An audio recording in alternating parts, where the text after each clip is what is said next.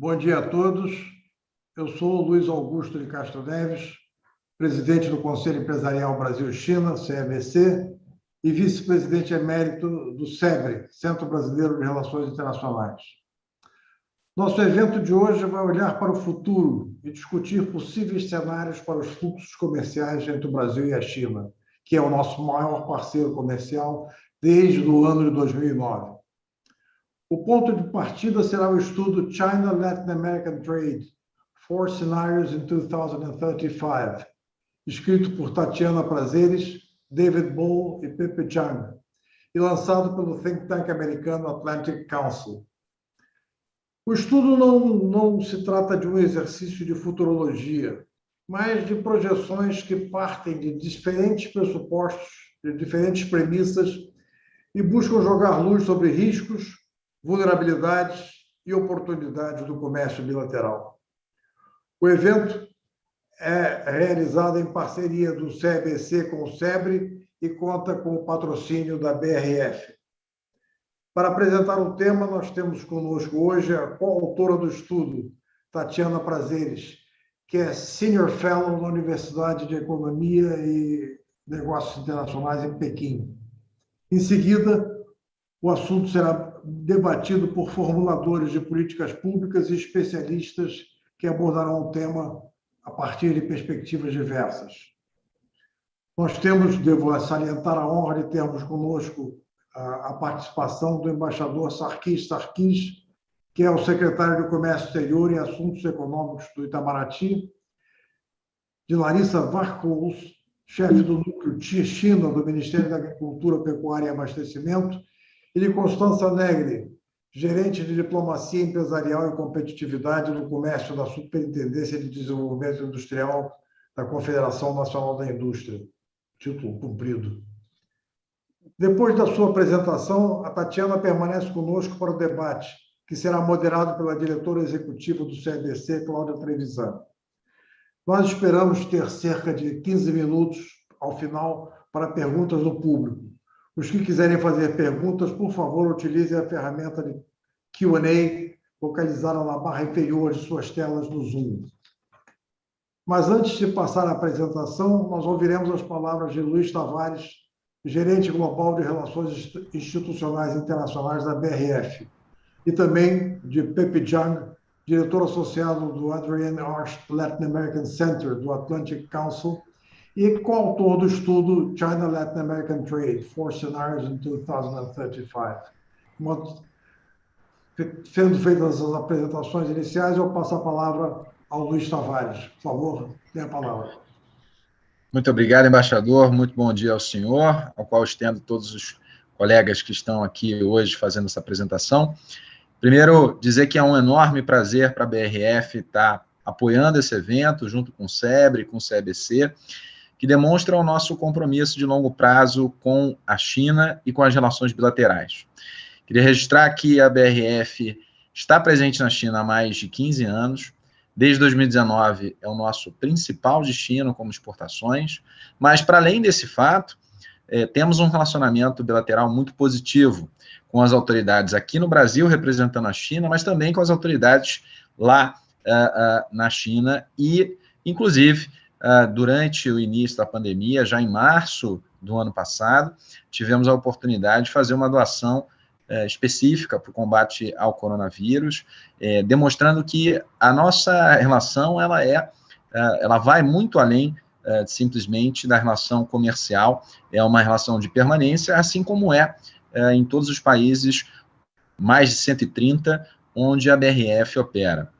Temos aí no futuro, e o debate de hoje certamente orientará muito de nossas ações, a perspectiva de continuidade da China como principal destino das nossas exportações, mas mais do que isso.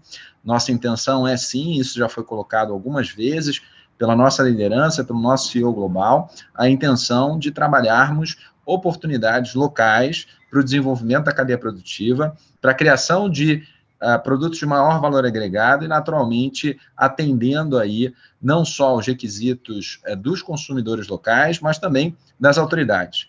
E o tema da sustentabilidade, sem dúvida nenhuma, que está dentro do plano quinquenal recentemente lançado pela China, está no cerne das nossas preocupações e orienta as nossas ações de ESG dentro da nossa visão 2030 aqui na BRF. Então, para a gente, é um grande prazer estar nessa parceria, contem sempre conosco e desejo a todos um excelente evento. Bueno, muchísimas gracias, Luis. Muy buenos días a todos y perdóname que voy a realizar mi intervención en español, que mi portugués todavía falta un poco. Esa es la mala noticia. La buena es que mis comentarios serán cortos. Bueno, en primer lugar, muchísimas gracias y felicitaciones al Consejo Empresarial Brasil-China, al CEBRI y a todos los panelistas por haber armado este evento tan excelente. Y muchísimas gracias a Claudia y al embajador por la oportunidad de compartir unas palabras sobre el tema y por supuesto a Luis y a BRF por vuestro apoyo en el análisis de la relación comercial entre China y Brasil y su compromiso a esa relación. Se viene una presentación excelente de la Chiana y un panel excelente, así que no voy a repetir mucho lo que se viene. Solo quisiera destacar tres cositas.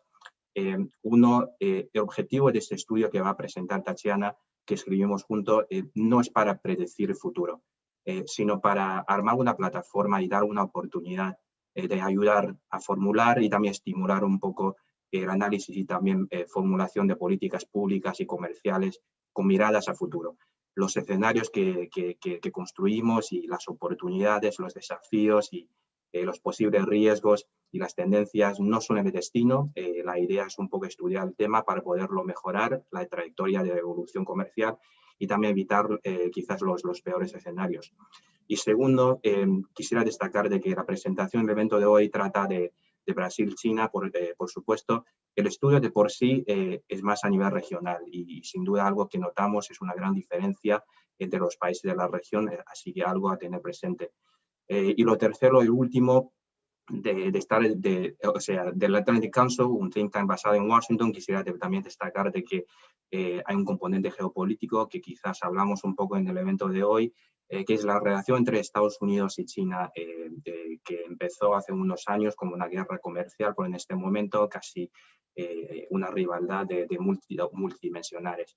En fin, estos son mis tres comentarios. Muchísimas gracias por todo y ya con ganas a escuchar al panel, a la presentación y aprender de todos ustedes.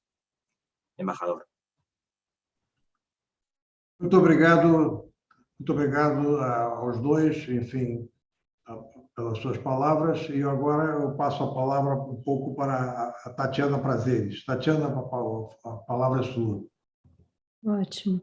Bom, muito obrigado, bom dia a todos. Eu começo agradecendo ao embaixador Castro Neves, a Cláudia Trevisan, ao CEBRI também, ao Atlantic Council, ao Pepe Jiang, né, coautor do estudo China-América Latina, 4 cenários para 2035, BRF também. Mas agradeço sobretudo aos panelistas, a Constança Negri, a Larissa Varholtz e o embaixador Sarkis Sarkis, são todas pessoas que eu admiro muito e, portanto, tenho muita satisfação de poder conversar com eles sobre um tema tão importante quanto este. Bom, eu começo um pouco falando sobre por que construir cenários, né? Eu acho que os que me antecederam já mencionaram que construir cenários não é prever o futuro, né? É, mais que nada, um exercício que contribui para que nós possamos pensar possibilidades que de outra maneira não é tão focados no presente, no amanhã, depois de amanhã, no ano que vem, nós não, enfim, temos a oportunidade de pensar, e pensar de uma maneira estruturada, a partir de dados de qualidade, de um bom modelo econométrico, de hipóteses plausíveis, e é isso que a gente se propôs a fazer nesse trabalho. Como o Pepe mencionou, o trabalho é China-América Latina, mas a ideia aqui é falar de China-Brasil, então eu, enfim, desagreguei os dados para poder focar em Brasil e pensar não no futuro do mês que vem, não no futuro de um ano, mas no futuro de 15 anos à frente, o que não é fácil, mas é importante. É muito importante porque nos permite pensar no e se, né? E se isso acontecer, e se aquilo acontecer, e isso faz com que nós possamos pensar políticas públicas, pensar estratégias empresariais para circunstâncias que mudam. A metodologia do estudo está nele, eu não vou entrar nisso aqui, porque eu acho que vale a pena agora focar nos principais destaques, eu diria, nos destaques desse trabalho. Nós construímos 4 cenários e o estudo cobre cada um deles. Eu vou fazer alguns comentários gerais e talvez focar no cenário que é o nosso linha de base, né, que é a projeção, digamos, das tendências dos últimos anos para frente, para os próximos 15 anos. Bom, eu acho que a primeira mensagem, a primeira lição do estudo é que em 2035 a China teria uma participação ainda maior no comércio exterior brasileiro. Essa é uma primeira conclusão importante, né? A China hoje já é o principal parceiro comercial do Brasil, cerca de 1/3 do que a gente vende para a China, e em 2035 a tendência é que a China seja ainda mais importante, mas seria sobretudo o aumento das importações provenientes da China e não as exportações destinadas à China que contribuiria, né, para o aumento da participação dos chineses no nosso fluxo comercial. Me chama a atenção também, né, no exercício, a queda de participação dos Estados Unidos como destino de vendas brasileiras nos 4 cenários, né, não é algo que apareceu em um, mas apareceu nos 4. Em 2035, no cenário base, né, nesse que é a projeção das tendências atuais, das tendências recentes, os americanos teriam 4,5% das nossas vendas externas, o que é historicamente baixo, né? O estudo tem algumas conclusões interessantes, talvez surpreendentes, numa análise setorial, né? Eu falei um pouco sobre parceiros, mas quando a gente analisa o que nós estaríamos vendendo para a China em 2035, o que mais chama atenção é que haveria uma queda na participação das exportações agrícolas no total das vendas brasileiras para a China. Então, as exportações agrícolas perderiam dinamismo para a China nos próximos 15 anos. O estudo mostra que, na verdade, as exportações do Brasil para o mundo na área agrícola crescem, não é? Mas não será mais a China puxando essa demanda externa, e outros mercados vão contribuir, né, para as vendas aquecidas do agro. O estudo mostra um papel importante da África nos próximos 15 anos, que é algo interessante também para a gente ter em mente, tanto do ponto de vista de política pública quanto estratégia empresarial. Exportações de commodities minerais seguiriam crescendo, mas um ritmo cada vez menor, né? Ainda crescem, mas é um crescimento que é bem menos dinâmico do que no passado. E no que diz respeito às importações brasileiras provenientes da China, nada muda em termos de perfil, ou seja, o Brasil seguirá importando produtos manufaturados da China, o que não surpreende, mas importará mais, né? Essa sinalização que vem do estudo. Quando a gente olha as importações brasileiras em 2035, do ponto de vista de parceiros comerciais, o que nós notamos é que a participação da China nas importações tende a crescer em todos os cenários, cresce em todos os cenários com os quais a gente trabalhou. O que acontece é que cai a participação da União Europeia e do Reino Unido, não é? no conjunto, digamos, das origens das importações brasileiras. Estados Unidos e a América Latina tendem a manter a participação que tem no conjunto das importações brasileiras. Então, é isso, a China ganha, União Europeia e Reino Unido perdem, né, no mercado brasileiro. Em termos de superávit, claro, o Brasil tem um superávit importante hoje com a China. O estudo mostra que a tendência é de que o Brasil mantenha esse superávit em 2035, mas possivelmente seria um superávit menor do que o atual. A relação saldo-PIB seria menor do que a de hoje. O que eu vou fazer aqui, só para tentar ilustrar rapidamente esses elementos, é compartilhar a minha tela, e eu vou mostrar 3 gráficos. Esse é o estudo. Aqui nós temos exportações brasileiras por destino, e o cenário que eu escolhi compartilhar exatamente de trajetória atual, como a gente chamou o cenário linha de base do estudo. Então, o que a gente vê aqui é a China crescendo, mas não muito, né? Como eu disse, o crescimento é puxado sobretudo pelas importações brasileiras da China e não as exportações para a China, e aí uma queda dos demais parceiros, principais parceiros tradicionais do Brasil, na União Europeia, coloquei aqui União Europeia e Reino Unido, América Latina e Estados Unidos, e chama atenção essa, enfim, queda da participação dos americanos nas nossas exportações.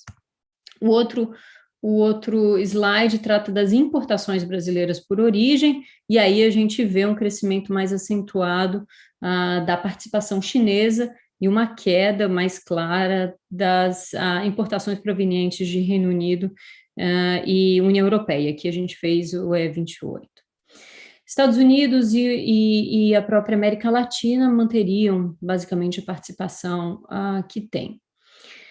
Aqui, saldo, e eu coloquei os 4 cenários, né? As cores mostram, claro, um azul, o superávit em relação ao PIB mais alto, e no vermelho, um déficit sobre o PIB, e 2 dos cenários, nós temos a manutenção desse superávit, no caso do Brasil.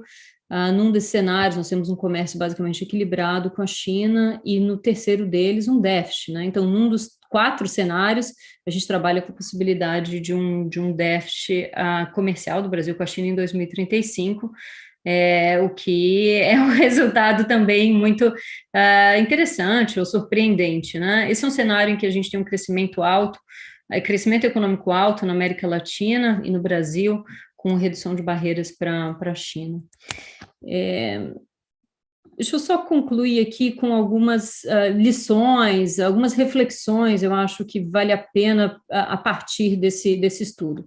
Eu acho que, de maneira geral, a nossa impressão a partir desse exercício de construção de cenário é que a China consolidaria a liderança no comércio do Brasil, no comércio exterior do Brasil, e, naturalmente, comércio combinado com financiamento, investimentos, isso tudo aponta para uma importância crescente da China no Brasil, na economia brasileira. A perspectiva de queda das exportações brasileiras para os Estados Unidos preocupa, eu acho que sinaliza a persistência de problemas de competitividade no setor industrial. Os Estados Unidos são um mercado tradicional para a indústria brasileira. A integração da América Latina em baixa preocupa, inclusive pela indústria também. Então, enfim, a participação da América Latina como destino, como origem das importações e exportações do Brasil não ganha, não cresce até 2035, não é? E isso, enfim, de alguma maneira vale a pena ser mencionado. Vale a pena ser destacada também a perspectiva de mudança no perfil das exportações brasileiras para a China. Esse é um ponto que merece destaque, e, claro, tem a ver com o agro, né, que eu mencionei. Eu acho que há anos, há 15 anos pelo menos, a gente fala em desenvolvimento de mercados alternativos para o agro brasileiro, fala em agregação de valor, diversificação da nossa pauta exportadora para a China. Isso tudo não é novidade para ninguém, mas quando a gente constrói cenários e vê qual situação, com que situação nós podemos nos deparar em 2035, essa necessidade fica ainda mais evidente, fica ainda mais evidente. Eu termino só mencionando que oportunidades, tanto no setor industrial, mas também no agro, vão exigir cada vez mais maior conhecimento do mercado chinês, maior entendimento a respeito do funcionamento de cadeias de valor centradas na China, de tendências de consumo, dependerão de promoção comercial adequada, de marco regulatório, de acompanhamento, de monitoramento de marco regulatório, inclusive na área ambiental, e construção de relacionamento de longo prazo, né, inclusive com presença física na China. Então, o aprofundamento do relacionamento com a China é algo que vai ser determinante para que o Brasil possa aproveitar oportunidades em manufaturas que existem, não é evidente, mas exige esse esforço, e que possa fazer essa transição que é possível, venha a ser exigida do agro brasileiro. É isso, muito obrigada. Obrigada, Tatiana. Sua apresentação foi muito rica e acho que levantou vários tópicos aqui para a nossa discussão. Eu vou começar com uma rodada de perguntas específicas para cada um dos debatedores, e vou pedir que a Tatiana faça brevíssimos comentários depois de cada resposta. Eu vou começar com o embaixador Sarkis. Embaixador, bem-vindo ao debate. E como a Tatiana deixou claro, né, a questão da falta de competitividade de produtos manufaturados e de maior valor agregado do Brasil parece ser uma questão eterna da relação comercial Brasil-China, e, de acordo com a maioria dos cenários do estudo, esse assunto não vai ter se resolvido em 2035, e vai também influenciar as exportações brasileiras para outros mercados, principalmente os Estados Unidos, né, que é um grande destino de produtos industrializados brasileiros. Qual é a agenda do governo para enfrentar essa dificuldade brasileira de exportar produtos de maior valor agregado, exportar produtos industrializados?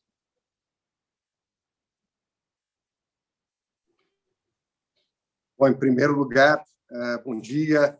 Eu queria agradecer os organizadores, o CEBC, o SEBRE, em particular, o embaixador Castro Neves, a Cláudia Trevisan, pelo convite de participar, uma honra. E também parabenizar os autores, aqui representados pela Tatiana Prazeres, por esse estudo muito importante. Todo tipo de informação, simulação e análise sobre o comércio, o crescimento do Brasil no longo prazo, aqui nos próximos 15 anos, né, o longo prazo aqui é definido nos próximos 15 anos, 2035, são muito bem-vindos para as nossas estratégias de inserção econômica e comercial. A China emergiu nas últimas décadas como principal parceiro comercial do Brasil.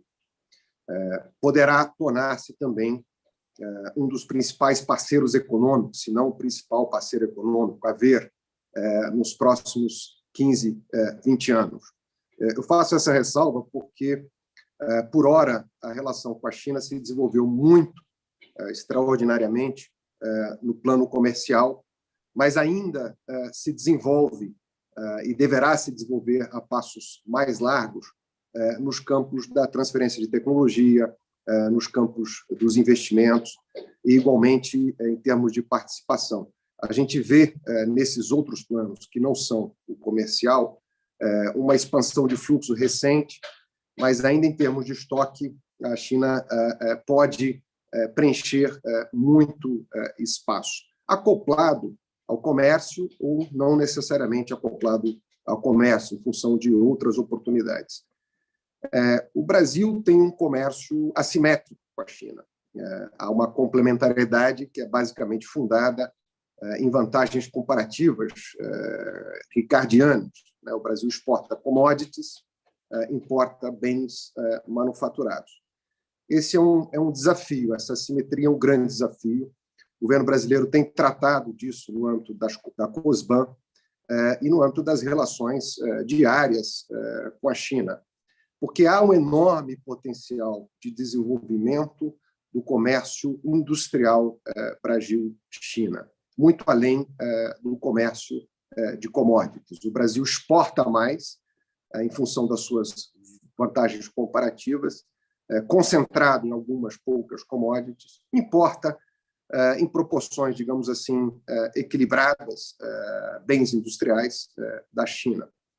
Esse é um grande desafio. Por quê?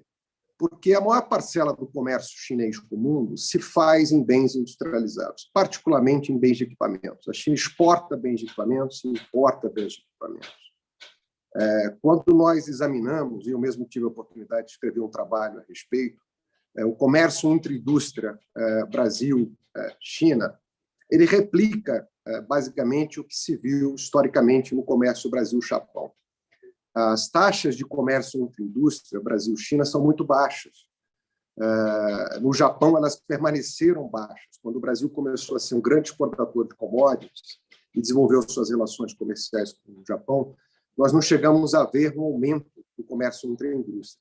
E, por ora, o mesmo se repete com a China. A grande diferença com a China é que ela traz oportunidades numa escala maior, porque o potencial das relações comerciais é muito mais amplo em função da própria escala do PIB chinês. E eu acho que o mais importante que esse estudo nos mostra é que há um espaço nos próximos 15 anos para transformar a composição da pauta, em favor de uma pauta onde haverá mais exportação de bens industrializados, mais exportação de serviços, seja na forma de provisão direta de serviços, seja na forma embutida no valor agregado das exportações brasileiras de bens mais sofisticados, de bens industriais, de bens de equipamento.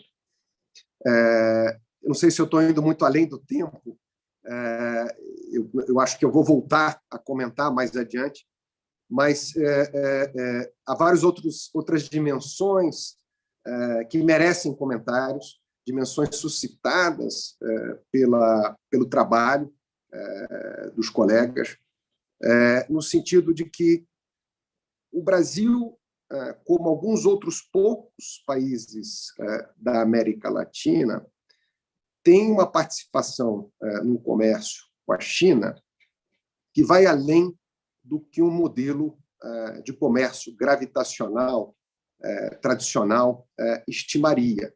O Brasil chega a exportar, ter a participação da China nas suas exportações, hoje acima de 30%, enquanto a China responde por um PIB mundial na faixa de 16%, 18%, 20%. Então, esse delta na participação chinesa nas nossas exportações ele precisa ser melhor examinado. O Brasil já figura muito acima da média latino-americana. Isso tem a ver com o excesso de demanda chinês por commodities agrícolas, outros insumos agrícolas, minerais. Tem a ver com preços relativos que têm favorecido o ciclo de expansão das relações com a China, em média, os produtos agrícolas e minerais, apesar das variações e da volatilidade. Isso pode se alterar, como o próprio estudo, de certo modo, sugere, se houver um declínio na expansão chinesa, se houver algumas outras mudanças nas condições internacionais de navegação econômica, eu quero dizer, nos próximos 15 anos. Eu vou me limitar a esses comentários, mas ressaltando que o Brasil contrasta muito com a média da América Latina. E esse contraste tem muito a ver com a sua pergunta, que traz embutida traz explicitamente uma falta de diversificação da pauta e uma pauta extremamente concentrada em commodities. E nós poderemos ver mudanças importantes nessa matéria. Obrigada, embaixador. Tatiana, brevíssimos comentários.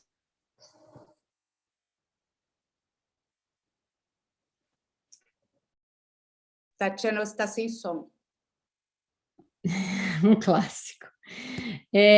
Agradeço os comentários do embaixador e, na verdade, aproveito uma referência que ele fez, oportunidade para o Brasil mudar, né, diversificar a sua pauta para a China nos próximos 15 anos e quais são os desafios para que a gente consiga aproveitar essas oportunidades e materializar o que, de alguma maneira, o estudo aponta, né, uma participação maior de manufaturados para a China. E aí eu acho que tem uma agenda de competitividade da economia brasileira, tem uma agenda de competitividade do comércio exterior, que tem a ver com logística, financiamento, tributação, desburocratização, e tem uma agenda específica para a China, que aí são outros pontos que têm a ver com, por exemplo, a escalada tarifária, com barreiras não tarifárias, com abertura de mercados, com habilitação de plantas. Então, Cláudia, voltando à sua pergunta sobre a competitividade da manufatura brasileira, eu dividiria esse problema em 3 e termino por aqui. Legal. Bom, falando em indústria, a próxima pergunta é para a Constança, da CNI. Constança, o estudo aponta, né, para uma manutenção da concentração das exportações brasileiras para a China em um número relativamente pequeno de produtos e de empresas. E aponta um cenário, em 2035, em que o grau de desconhecimento das empresas brasileiras em relação ao mercado chinês continua a ser elevado. Falta ousadia às empresas brasileiras para explorar melhor as oportunidades do mercado chinês? E qual é a estratégia do setor privado para ganhar competitividade em áreas de produtos com maior valor agregado e explorar as oportunidades desse mercado consumidor chinês, que é gigantesco? Bom dia a todos. Antes de responder a pergunta, que eu acho que ficou bem encadeada com os comentários da Tatiana, eu gostaria só rapidamente de agradecer pelo convite, pela possibilidade aos organizadores, colegas palestrantes, aos autores do estudo por nos incentivar a ter essas discussões mais estratégicas. Eu acho que elas são de um valor muito importante. A gente precisa pensar numa estratégia de comércio exterior a longo prazo. Acredito que é um passo a mais nesses trabalhos que o próprio o Conselho Empresarial Brasil-China tem feito com a publicação do estudo de uma estratégia de longo prazo. Precisamos pensar a longo prazo como comércio exterior brasileiro, e pensar na estratégia de longo prazo precisa ter um pilar na China.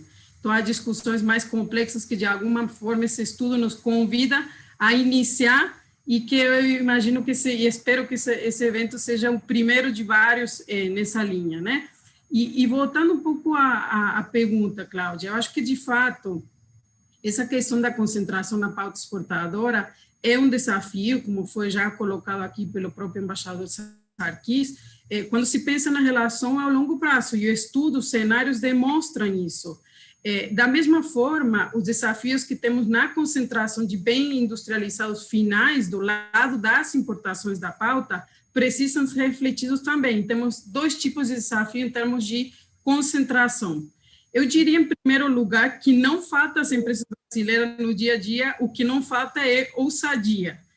Empresário brasileiro que consiga ter negócios e trabalhar no dia a dia, o que mais tem é ousadia, e também para buscar novas oportunidades. Diria que o que mais falta, em linha geral, é um ambiente de negócios competitivo que assegura uma concorrência em pé de igualdade nos diferentes mercados internacionais, e isso vale como um todo no geral. No caso da China, sim, é verdade que há um desconhecimento elevado por várias empresas brasileiras, eu diria da Ásia como um todo, mas da China em específico.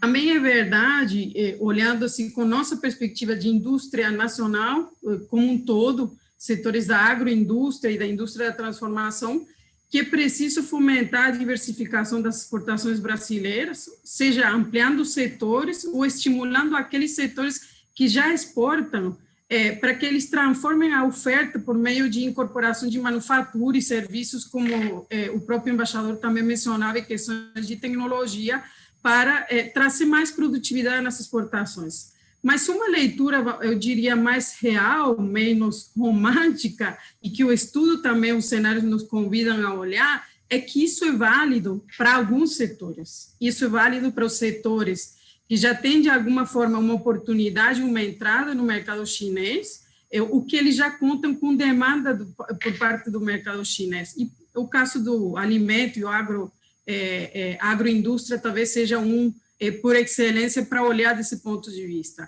Mas agora, quando nós olhamos, vamos dizer assim, a pauta comercial de uma forma mais agregada, do ponto de vista da indústria da transformação, as causas dessa concentração, dessas assimetrias, elas residem em fatores que são muito mais estruturais, que têm a ver com competitividade e produtividade de ambos os países, em primeiro lugar, que fazem com que hoje em dia seja impossível para alguns setores da indústria pensar em exportar para a China. E basta talvez só olhar o ranking de competitividade aqui na CNI, a gente elabora há um tempo esse ranking de competitividade, e é marcante como a China se encontra no 4º lugar desse ranking de competitividade, e o Brasil dos 18 no 17º lugar. Então, quando a gente avalia e olha fatores como produtividade do trabalho, financiamento, infraestrutura, tributação, ambiente macroeconômico, inovação e tecnologia, em todos esses fatores e quesitos,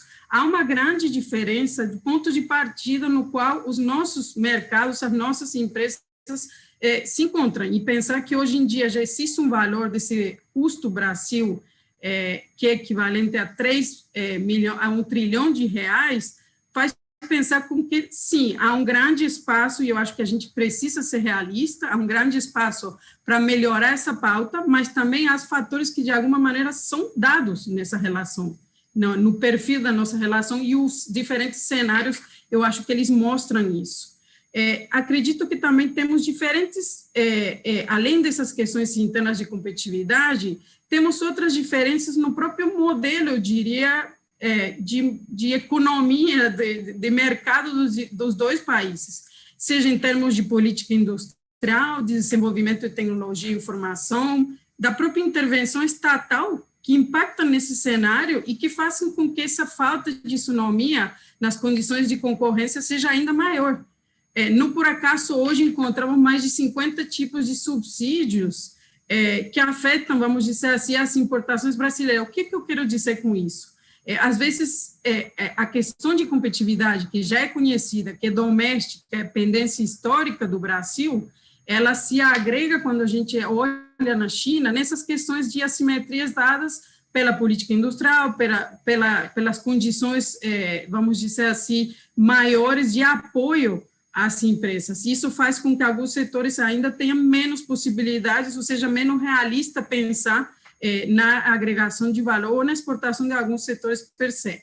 Então, acho que a visão da indústria, da CNI, aqui com um olhar mais abrangente, obviamente a gente entende que há prioridades a depender dos setores e que todos precisam ser acompanhados, mas quando a gente olha de maneira mais abrangente essas questões estruturais, a CNI trabalha em diferentes ações, obviamente, do ponto de vista de reforma tributária, de garantir que as empresas brasileiras não tenham que exportar tributos, de redução do custo Brasil.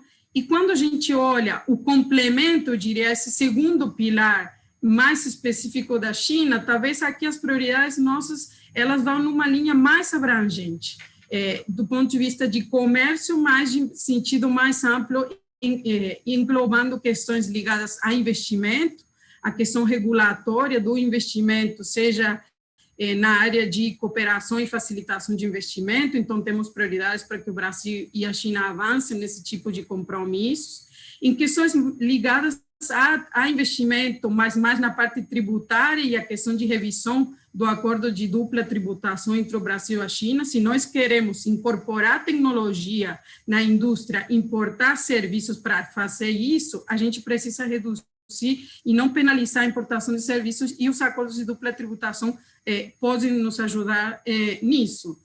Há questões também nas nossas prioridades, muitas ligadas com uma agenda, vamos dizer assim, ofensiva na remoção de barreiras comerciais impostas aos produtos brasileiros em diferentes setores, café, cosméticos, frango, rochas, a lista é grande, mas eu diria que, de forma geral, essa é a forma de enxergar essas prioridades, que, sem dúvidas, tem questões ligadas à pauta comercial, mas que, para desenvolver uma parceria de longo prazo, elas precisam ter um olhar mais em outros aspectos. E eu pararia por aqui, para essa primeira parte. Tatiana. Bom, são vários aspectos, né? Eu começo fazendo referência ao que a Constança disse a respeito de subsídios e participação do Estado na economia, e, enfim, o que a gente escutou agora dos Estados Unidos, esse grande pacote de incentivo a vários setores, etc., acho que vai tornar esse cenário ainda mais difícil, né? Eu acho que uma OMC que funciona vai fazer ainda mais falta, porque, afinal de contas, se os dois grandes estão basicamente alinhados na visão de que precisa muito subsídio estatal e que precisa muita intervenção do Estado na economia, eu me pergunto quão mais difícil ficará para países que não têm os bolsos fundos de americanos e chineses. Queria também dizer que, em algum grau, uma concentração das exportações brasileiras para a China é inevitável em função do que foi dito anteriormente, mas se a gente pensa que a China importa, enfim, mais de 60% de minério de ferro, de todo o minério de ferro do mundo, de 60% da soja do mundo, 70%, 60%, enfim, se o Brasil tem isso para vender, afinal de contas, é muito difícil você fazer opção por exportar para outros mercados, né? Então, em algum grau, é inevitável, não se trata, digamos, de uma escolha, se trata de uma escolha de vender ou não vender, né? Mas isso naturalmente não nos deve não nos deve perder o foco de diversificar, de agregar, etc, etc. Me chama a atenção o fato de que para cada empresa hoje, para cada empresa brasileira que hoje exporta para a China, há 7 brasileiras que importam da China. Então, para cada uma que exporta, há 7 que importam.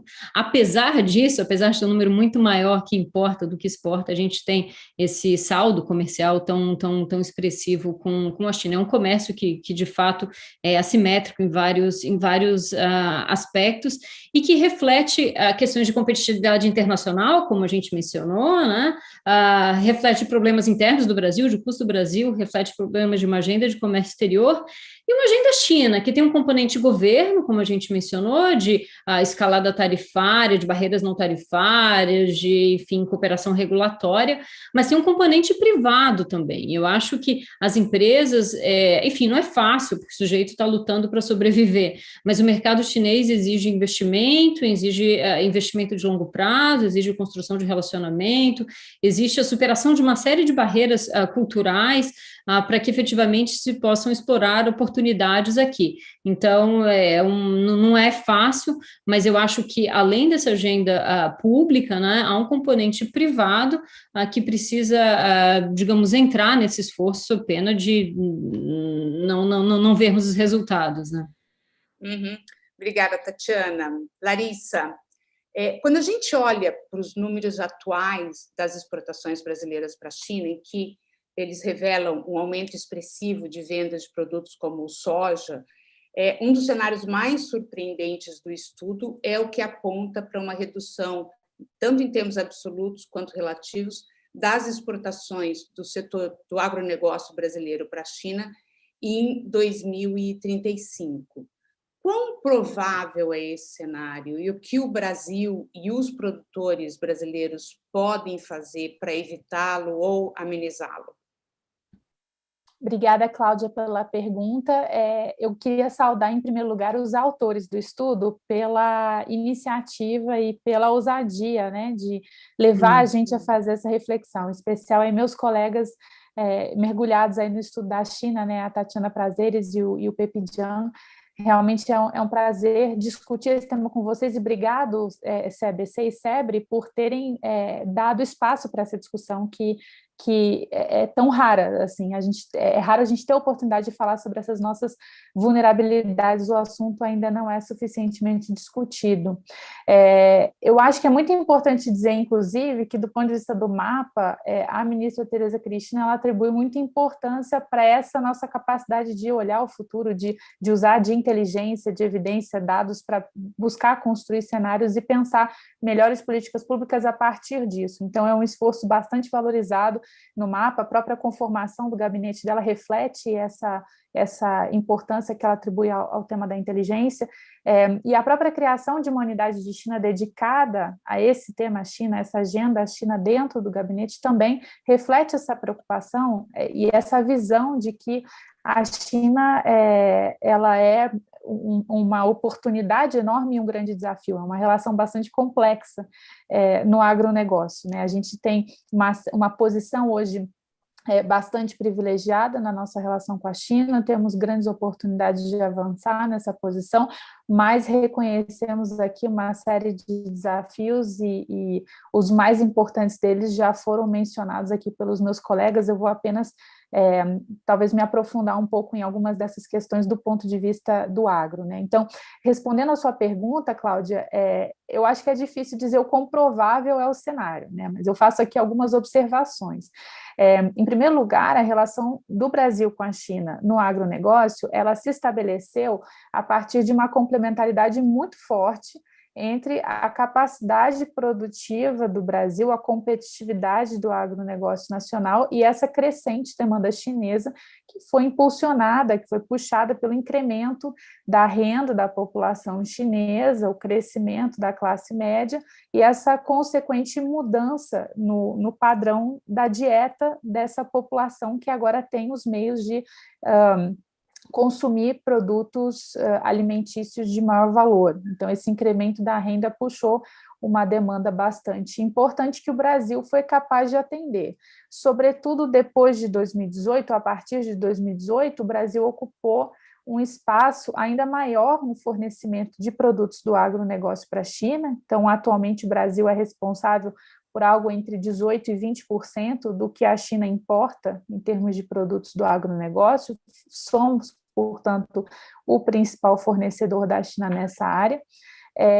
Mas esse crescimento em importância que teve, de fato, assim, um salto, né, nos últimos anos, ele também tem a ver, foi muito ajudado por questões também conjunturais, né, a questão da peste suína africana, que dizimou o plantel de suínos da China e elevou as exportações de proteína animal do Brasil, uma exportação que nos favoreceu muito, porque, afinal de contas, é uma exportação de maior valor agregado, principalmente quando a gente olha para a nossa pauta concentrada, por exemplo, na exportação de soja em grãos. Então, é um esforço já louvável esse de inserção dos produtos da cadeia de proteína animal. E além da peste suína africana, a gente teve também o elemento das questões comerciais entre China e Estados Unidos. Então, ao longo desses últimos 2, 3 anos, o Brasil ocupou aí uma posição ainda mais favorável por esses elementos, né? Mas ainda que nós observemos esses elementos conjunturais, o fato é que esses últimos anos, eles foram uma demonstração ainda maior para os chineses para os chineses e para o mundo, na verdade, né, de que o Brasil reúne qualidades no setor do agronegócio que é difícil de se reproduzir em outros locais, né? Não é impossível, mas é muito difícil. Então, a nossa competitividade no campo, ela vem da disponibilidade de terras agricultáveis, de água, de tecnologia e de muito talento e espírito empreendedor também do produtor rural brasileiro. Então, sobretudo quando a gente fala de grãos, não é fácil reproduzir essa capacidade de entrega que o Brasil tem. Por isso também é tão difícil pensar, né, na possível realização desses cenários, né, sobretudo naquele que é mais negativo para o agro. A pandemia, na verdade, eu acho que ela reforçou essa posição do Brasil como um parceiro de confiança nesse setor, né? Uma série de países não conseguiram manter a sua capacidade de entrega, o Brasil continuou exportando apesar das adversidades aí desse período, e a China reconhece isso, ela sabe que não é fácil, não é evidente desenvolver tamanha produtividade e capacidade de entrega em outros locais. E eu digo isso porque a gente sabe que um dos objetivos públicos e declarados da China é a diversificação dos seus fornecedores. Então, eu acho que tem algumas vulnerabilidades na relação do Brasil e da China no agronegócio que são amplamente reconhecidas pelos dois lados. Do ponto de vista brasileiro, o fato do Brasil ter na China o seu principal destino e ter ali uma forte dependência em uma cesta pequena de produtos é um elemento de preocupação, certamente é um desafio, e quando a gente pensa numa cesta pequena de produtos, a gente está falando em larga medida também de um produto específico que é a soja em grãos, né? Então, as nossas lideranças no Ministério da Agricultura, em especial o embaixador Orlando, que é o nosso secretário de Comércio e Relações Internacionais, ele seguidamente menciona esse fato, né, de que de tudo que o Brasil exporta, 25% é soja em grão para a China. Isso é uma vulnerabilidade reconhecida e a gente trabalha para lidar com isso. Por outro lado, a vulnerabilidade chinesa, ela se apresenta justamente no papel do Brasil como um fornecedor com tamanho, ocupando um espaço tão grande de market share na importação chinesa, principalmente quando a gente pensa, de novo, na soja. O Brasil tem uma participação acima de 50% no consumo de soja da China. Isso coloca a China também numa posição de vulnerabilidade, tendo ela um fornecedor que ocupa um espaço tão grande. É verdade também que não são tantos os fornecedores importantes de soja no mundo. Você tem ali um grupo limitado de países que consegue atender nesse setor, mas é também um elemento de vulnerabilidade para a China, e ela tem manifestado o desejo, portanto, de desenvolver novos fornecedores como parte da sua estratégia de segurança alimentar. E aí eles pensam bastante, né, em outros países do continente africano, pensam na Rússia e países próximos à Rússia, e aí a gente sabe de toda a dificuldade que é fazer isso acontecer na prática, né? Como eu mencionei, alguns dos elementos que tornam o Brasil tão competitivo nesse setor são difíceis de serem replicados, ainda que isso de fato não seja impossível, né?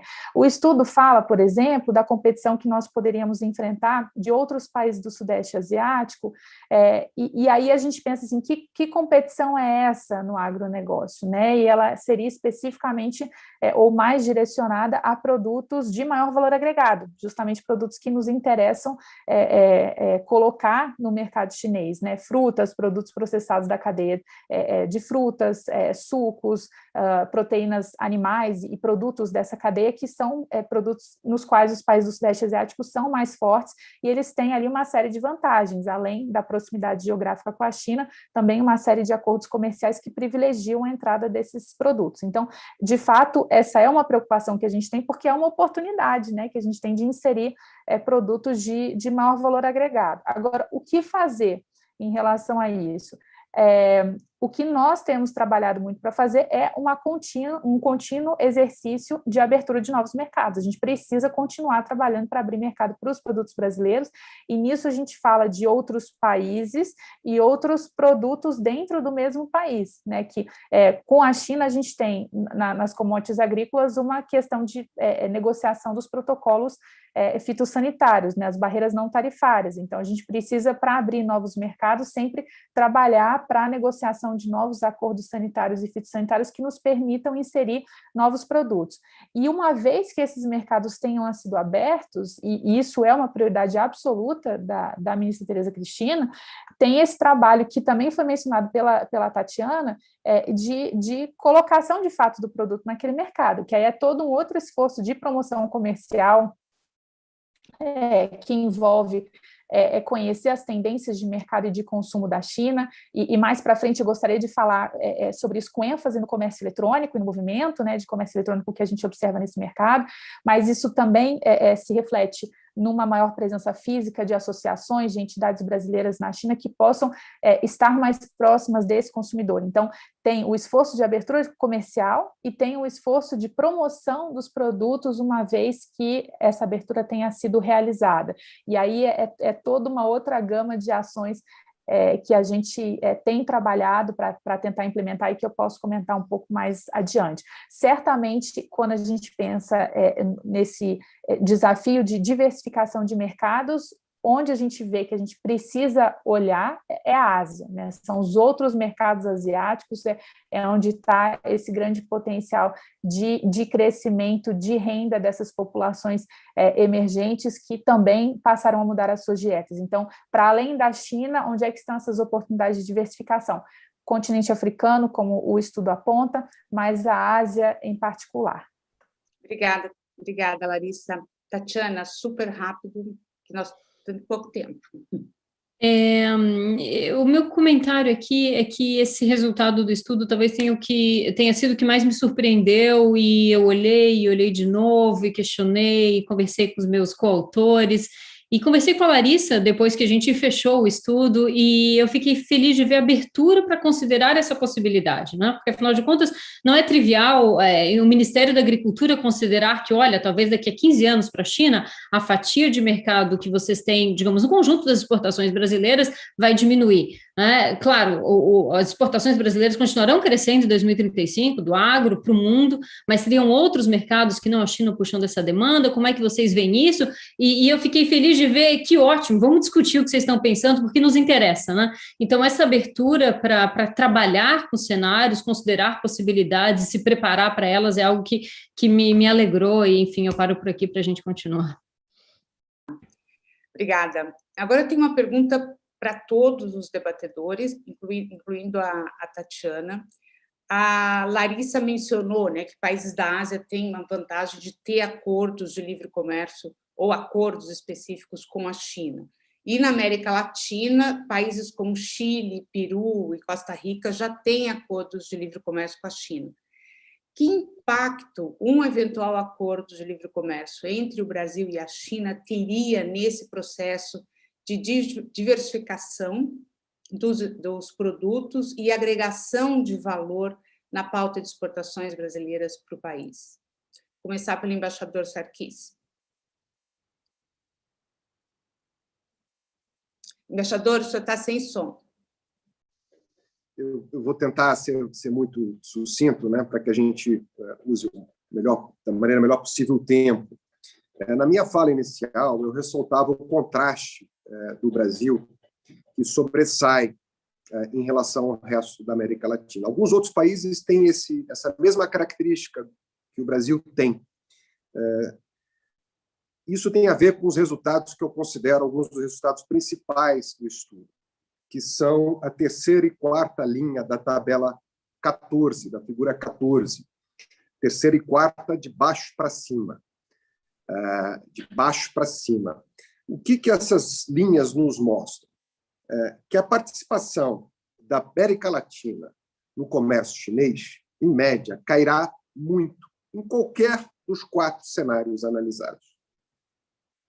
E vai levar a participação da América Latina àquela previsão, grosso modo, que o modelo gravitacional de comércio nos daria. Ora, hoje, historicamente, a América Latina tem uma presença importante no comércio chinês. Evidentemente que o Brasil sobressai pelas razões que nós já discutimos aqui. Um excedente de demanda de commodities chinês. A outra linha nos apresenta que a participação da China no comércio latino-americano vai subir sobremaneira. Em relação a essa linha, o Brasil já está no futuro, em relação às duas linhas. E nós vamos ver uma participação da China convergir novamente com o que o modelo gravitacional iria prever. Aqui tanto faz, novamente, o tipo de cenário que a gente opte escolher. Olha, o que isso quer dizer? Quer dizer, grosso modo, que a preocupação fundamental do Brasil diz respeito ao tema da primeira pergunta, que é a composição da pauta, que é a diversificação da pauta. É o comércio intra-indústria que precisa ser explorado.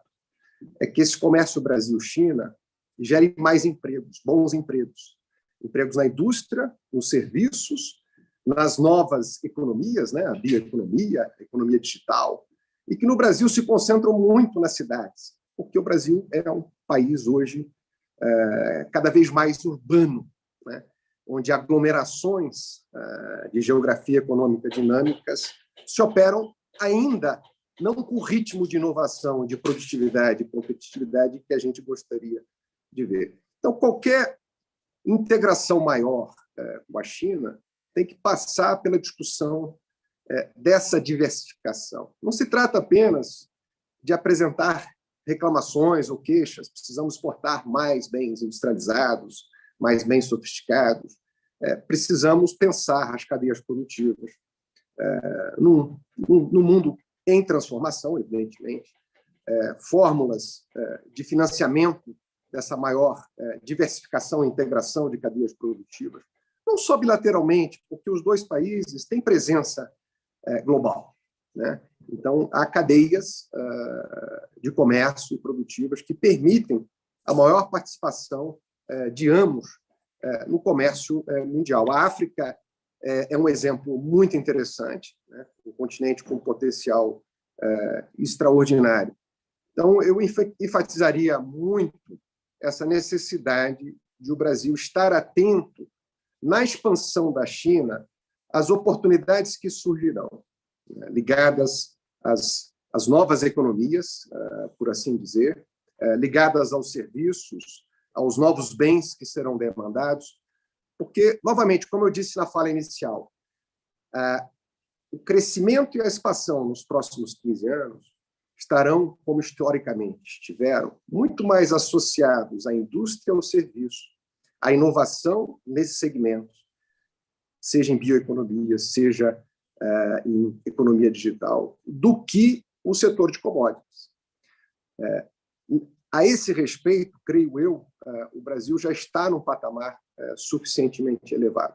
Nós temos que nos focar no outro lado da equação, né, que tem a ver com uma integração econômica mais sólida entre as duas economias e mais sólidas no sentido da participação das duas economias em cadeias que vão muito, muito além dessa complementariedade muito tradicional, ricardiana, né, de um país exportando bens primários e de outro exportando bens manufaturados.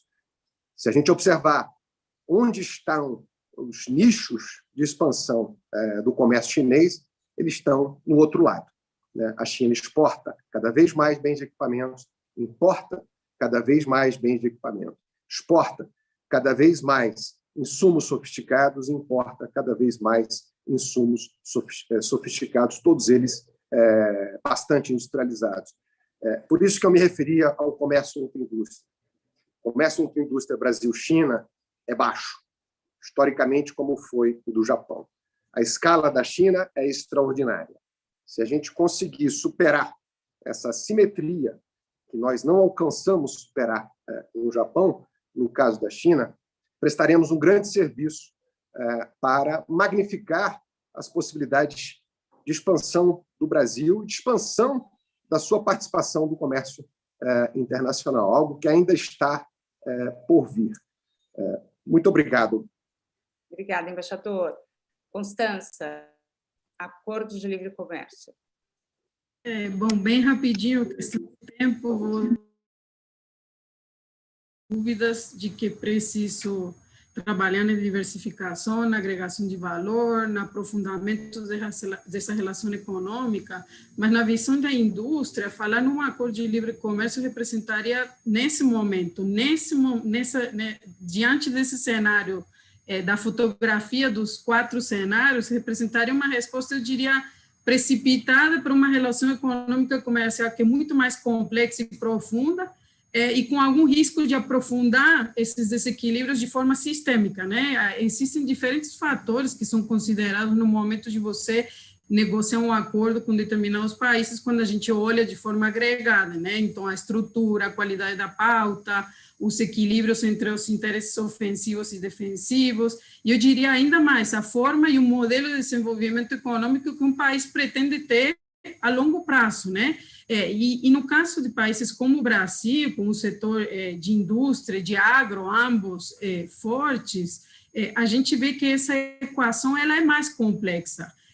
Então, não por acaso a gente vê que muitos países com desafios parecidos ao do Brasil, hoje em dia eles não discutem a negociação de um acordo de livre comércio com a China, mas procuram outras vias complementares de aprofundar esse relacionamento econômico. Então, e de alguma forma os acordos eles não são uma porta automática para essa diversificação. Na visão da indústria, existe uma série de iniciativas que são prioritárias, as quais eu já mencionei, que poderiam e deveriam, à luz desse desafio estratégico que a gente tem nos próximos 15 anos, ser suficiente para ir trabalhando nesse aprofundamento do relacionamento econômico, e eu diria ainda mais, por que não usar também iniciativas inovadoras como o Brasil desenvolveu com os Estados Unidos, seja na área de barreiras comerciais, de compromissos mais, vamos dizer assim, mais ambiciosos, no caso da SPS, porque faz mais sentido com a China, na área de facilitação de comércio. Então, eu diria que a gente tem uma pauta bem mais abrangente, rica para trabalhar essa relação com a China, que ela tem suas assimetrias e oportunidades, para ir trabalhando, ao invés de começar a pensar em soluções mais automáticas diante de um cenário tão complexo. Obrigada. Larissa.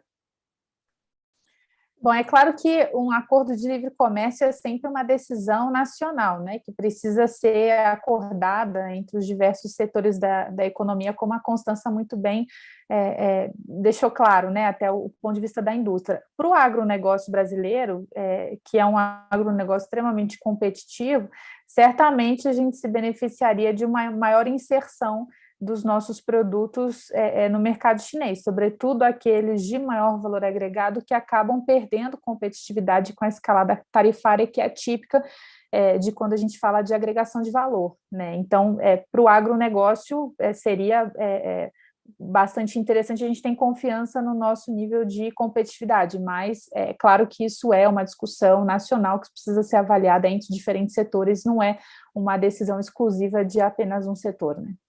Ok, Tatiana.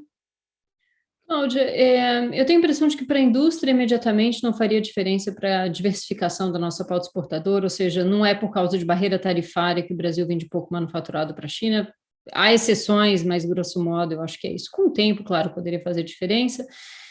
Para o agro, além de escalada tarifária, eu acho que o impacto do acordo também dependeria de negociação de cotas, né? Porque eu acho que o Brasil ainda é impactado por cotas na China e tarifa intracota elevada. Então, eu acho que são aspectos a considerar. Do ponto de vista de importação, num dos cenários, a gente simulou crescimento econômico alto na América Latina com diminuição de barreira para o produto chinês, e aí o resultado é evidente, é um aumento, digamos, acelerado de importações. Obrigada. Eu tenho outras perguntas para vocês, mas já são 11h06, eu vou passar para perguntas do público, ver se eu consigo fazer pelo menos duas. Uma das perguntas introduz ali um elemento geopolítico. O governo Biden estabeleceu uma nova estratégia para enfrentar a China, que passa por uma ação coordenada dos países do G7. Qual o potencial impacto para o Brasil dessa nova abordagem do G7? Eu acho que o embaixador Sarkis seria a pessoa mais indicada. Embaixadora, pergunta sobre a nova estratégia dos Estados Unidos no enfrentamento com a China, que passa por uma ação coordenada com os países do G7. Qual o potencial impacto para o Brasil dessa nova abordagem? E a Tatiana também, se quiser comentar depois, por favor. Muito obrigado. Novamente, de modo muito sucinto, eu acho que a preocupação dos vários países citados, especialmente Estados Unidos e China, vai muito no sentido das novas economias, da inovação tecnológica, nos diferentes segmentos dessas novas tecnologias. Como a literatura da nova geografia econômica expôs há muito claramente, as inovações em mercados que se dão, sobretudo, nos serviços e nas indústrias, elas acabam construindo estruturas de competição que são monopolísticas ou com grau de concorrência, quando existe, de bens que são relativamente competitivos, complementares. Nós estamos vendo isso nas vacinas, né? Em pouco espaço de tempo, diferentes tecnologias de vacinas foram aplicadas para responder ao mesmo problema, né? Então, há uma concorrência, mas essa concorrência é relativamente limitada e concentrada em alguns mercados produtores. O mesmo se aplica à esfera da economia digital, né? Vários segmentos, tanto de hardware como de software, de novos meios e frequências de comunicação.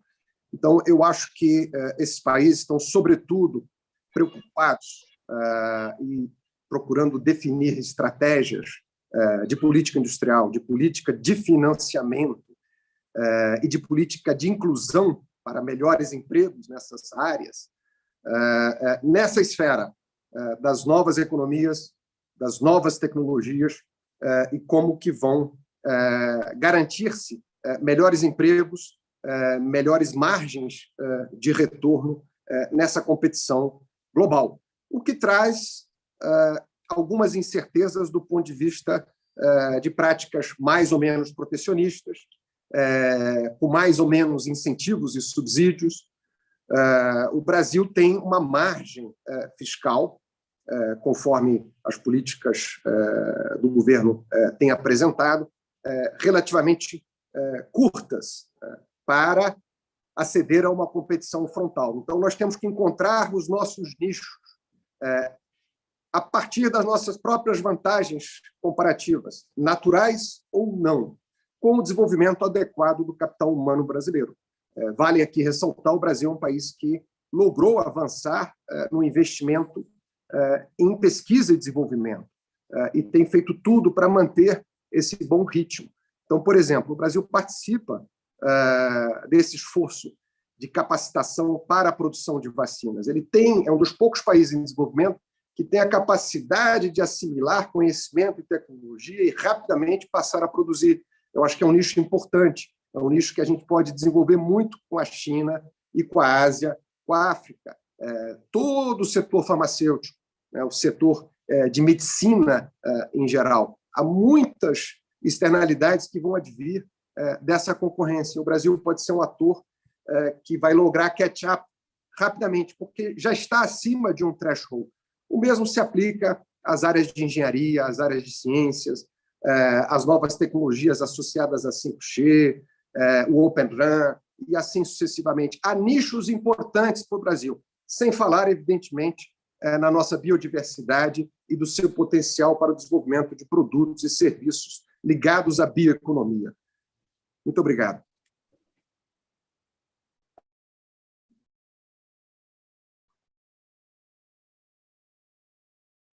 Obrigada, embaixador. Tatiana, você quer comentar essa questão geopolítica? Cláudia, enfim, como se esperava, o governo Biden busca trabalhar com aliados para lidar com o problema que eles classificaram como um problema, maior desafio geopolítico e geoeconômico dos Estados Unidos, e o que se viu no G7 é reflexo disso. Eu acho que... E aí a resposta dos chineses foi exatamente apertar os parafusos de marco regulatório para lidar com contra-sanções, né, contramedidas para neutralizar sanções. E eu acho que o que a gente pode ver é um cenário que fica cada vez mais difícil de países e empresas não tomarem lado, né? Eu acho que esses últimos desenvolvimentos, especialmente com a resposta chinesa, sinalizam a possibilidade de que a autonomia estratégica, neutralidade, equidistância, pode se tornar cada vez mais difícil para empresas e mesmo para países. Eu acho que a gente precisa acompanhar isso de perto. Obrigada, Tatiana. Há várias perguntas ainda, mas infelizmente não vamos ter tempo para todas, para nenhuma mais. E eu passo a palavra para o embaixador Castro Neves e agradeço a todos que participaram do painel. Acho que foi uma discussão muito interessante, que poderia continuar por horas. E eu passo a palavra para o embaixador Castro Neves para encerrar o evento. Obrigada. Muito obrigado, Cláudia. Eu gostaria de agradecer mais uma vez a Tatiana, a Larissa, a Constança, e agradeço também, em particular, ao colega e amigo Sarkis, por sua participação no nosso evento. Eu verifico que, enfim, ele suscitou uma série de questões, apontou uma série de problemas, apontou uma série de desafios, uma série de oportunidades. E o que vem à baila desse momento é um pouco a percepção grande de que nós encontramos numa transição para uma nova ordem internacional, cujos contornos não estão muito bem definidos. Então, na verdade, nós estamos lidando com uma ordem que começou a emergir no final da Guerra Fria, na década de 90, e que hoje adquire uma velocidade muito grande. Evidentemente, os titulares da ordem precedente, que foi a ordem da segunda metade do século XX, não querem perder sua posição relativa e, obviamente, no caso, especificamente falando da China, ela quer ter, digamos assim, o lugar que ela se imagina merecer no concerto das nações. Agora, dois aspectos mais limitados, mas que me vem à baila também, é o fato de que, do lado brasileiro, como é que a gente se insere nessa possível nova ordem internacional, uma lacuna que eu noto é a falta de uma estratégia de longo prazo do lado brasileiro. E, aliás, incidentalmente, o CEBC encomendou a Tatiana Rosito, que é um livro sobre estratégias de longo prazo para a relação do Brasil com a China. A outra característica é a necessidade que cada vez mais fica evidentemente, embora não seja objeto muitas vezes de polêmicas internas, a necessidade de abertura da economia brasileira. Se o Brasil quer se aproveitar das oportunidades que estão aparecendo no mercado internacional, é preciso que o Brasil, a economia brasileira, se insira também nesse mercado internacional. Então, a questão da abertura é uma questão extremamente importante. Bom, dito isso, eu queria agradecer mais uma vez a todos os participantes, e a Tatiana, ao Sarkis, a Larissa e a Constança, e ao Pepe Chang também por sua participação. E gostaria de informar que o vídeo do evento estará disponível no canal do Conselho Empresarial Brasil-China, do CEBC, no YouTube.